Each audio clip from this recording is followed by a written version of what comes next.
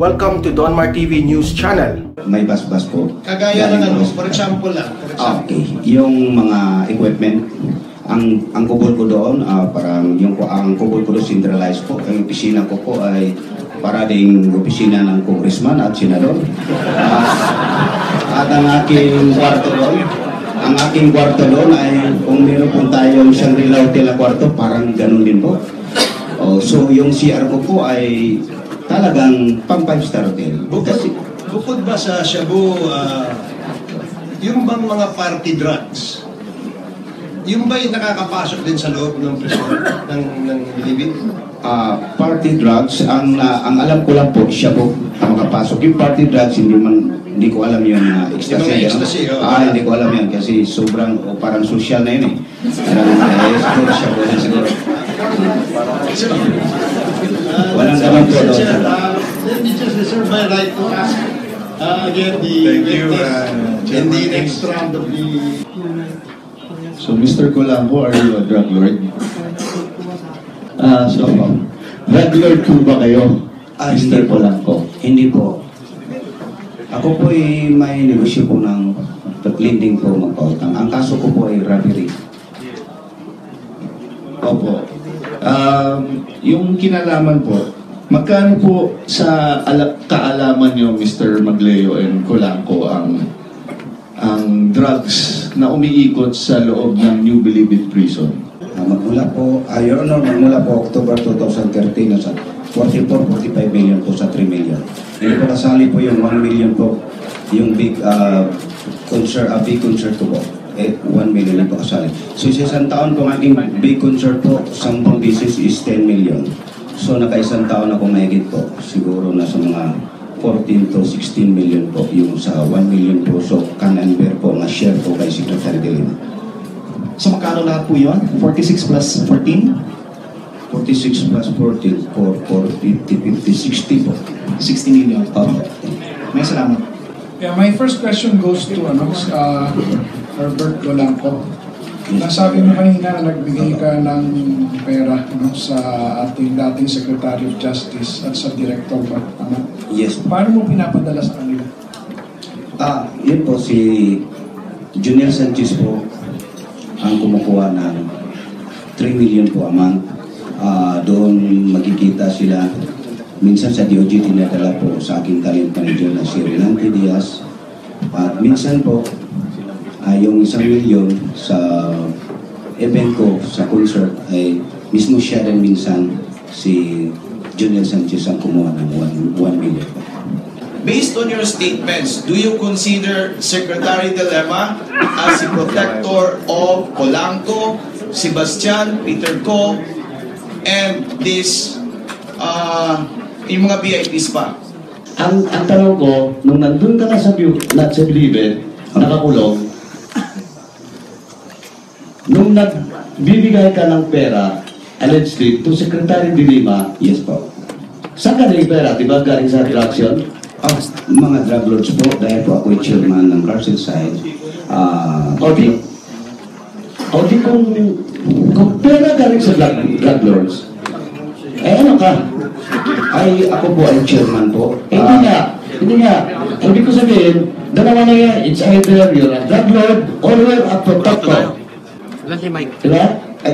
Hindi po ako protector. Kasi bakit binibigay sa iyo ng mga drug lords sa loob? Kasi po, chairman po ako, ganun po ang kultura sa loob, ganun po ang kalakaran sa loob po, at kung hindi po sila magbibigay, pwede ko po sila i-report po kay Sir Junior Sanchez po na ito, matigas at hindi sumunod, hindi swapang, hindi nabibigay. Bahala na po si Ronnie Dayan at saka si Junior, ipilipat nila. So, lahat naman po, wala naman tumanggi pag umiikot po.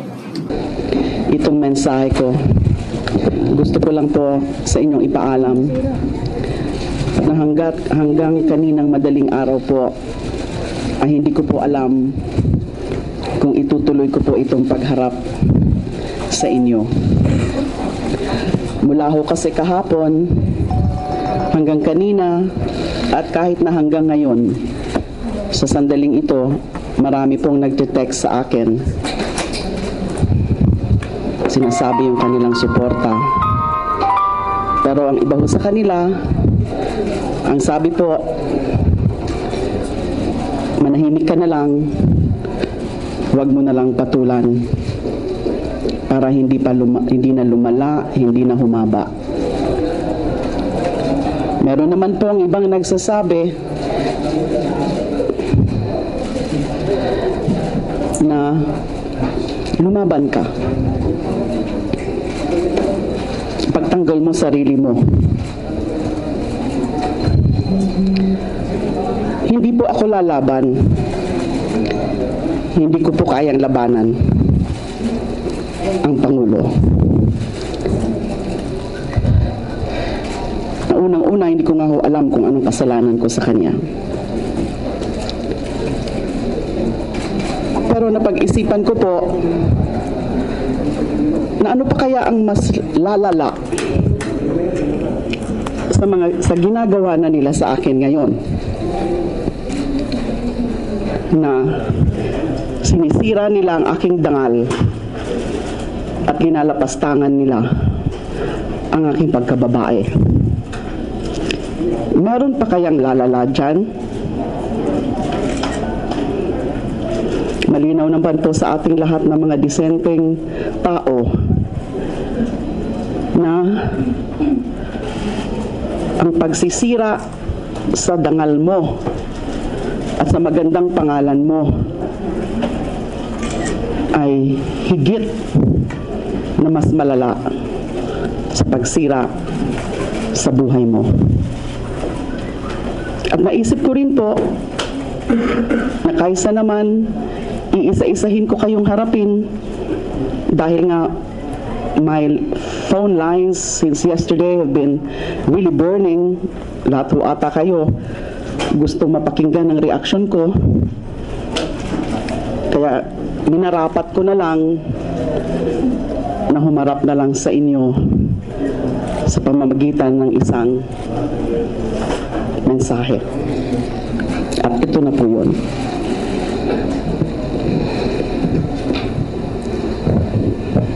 Words cannot express what I'm feeling right now. I guess no one can, because no one has ever been attacked in such a manner by no less than the highest official of the land until now. How does one defend oneself when the attacker is immune from suit and has all the backing of executive power to support him in his personal attack? This is no less than abuse and misuse of executive power. I don't think the Constitution has ever contemplated such abuse of power on such scale, as it assumes every president to conduct himself in a manner befitting the office he holds. It seems that this is not the case for this president. If this is his way of stopping the Senate's investigation on the extrajudicial killings, he can try until he finally silences me or the Senate. But I think it is already clear that what is being done to me is what will happen to anyone who does not bow to the wishes of the president. If stopping the Senate investigation is the only way for these personal attacks by the president and his men to also stop, believe me, I have already thought about that. Tao lamang din po ako na nasasaktan, natatakot, at nag-aalala rin para sa aking pamilya at mga mahal sa buhay. Kagalang-galang na Pangulo, Your Excellency, nais ko na rin po na itigil na ang investigasyon sa mga summary executions kung yon ang gusto niyo, para lamang matigil ang mga personal na atake sa akin. Sumagi na rin po sa isipan ko na itigil ang investigasyon kapalit ng katahimikan sa aking buhay. Pero kapag ginawa ko po ito, ay parang tinalikuran ko na rin ang sarili kong pagkatao at itinatwa ang sarili ko ang mga paninindigan at paniniwala. Hindi na po ako ang tatayong kinatawan ng bayan sa Senado. Isang huwad na anyo ko na lamang ang tatayo dito.